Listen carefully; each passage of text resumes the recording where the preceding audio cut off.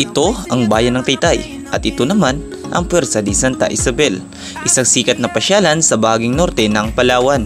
At hindi lamang basta pasyalan, sa halip ay meron din itong kwento sa nakaraang kasaysayan. Kaya mula sa bayan ng Ruhas ay tinungo namin ang bayan ng Taytay upang tuklasin at alamin ang kwento sa likod ng Puerta de Santa Isabel. Mula sa bayan ng Ruhas ay 2 oras ang biyahe patungo sa bayan ng Taytay. Sa aming paglalakbay, uhaw at init ng araw ang aming nararamdaman. Ika nga't mapagod pero sulit naman ang aming nakikitang magagandang natural na tanawin sa aming nadadaanan.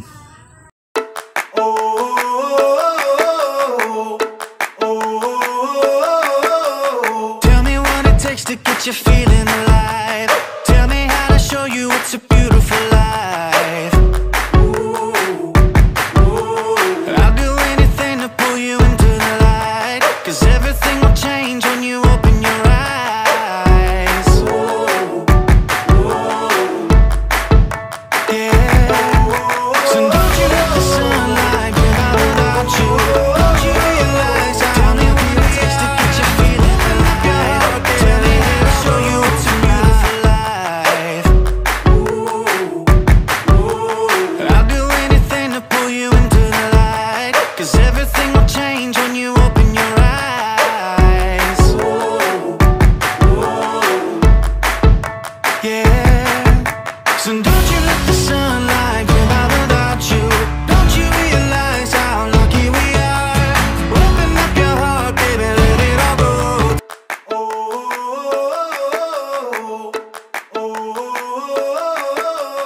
Tell me what it takes to get you feeling alive. Tell me how to show you it's a beautiful life. I'll do anything to pull you into the light, 'cause everything will change when you open your eyes. Hey guys, good day po at nandito po ako ngayon sa bayan ng Taytay na kung saan po ay makikita nyo sa aking likuran ang nag-iisang kuta dito po sa bayan ng Taytay. At ito po ay isang historical places na matatagpuan po dito sa Palawan. At alam niyo po ba na iba't iba ang kwento ng Puerta Santa de Isabel po itong mga saan to about po sa mga sinauna na kung saan ito po ay nakapagbigay ng history at marami po ang naging ambag nito pagdating po sa kultura ng Palawan. Ang Puerta de Santa Isabel ay unang itinayo bilang isang wood palisade noong 1667 sa ilalim ng Agustinian Recollects Father. Matapos ang 71 taong sapilitang paggawa, pulo at mga material na kontribusyon ng paksang Taytayanos. Ito ay natapos bilang isang batong kuta noong Disyembre 17, 1738 ni Tomas Castro, ang Espanyol na inhinyero ng militar sa ilalim ng pamumuno ni Kapitan Josef Terra de Salcedo.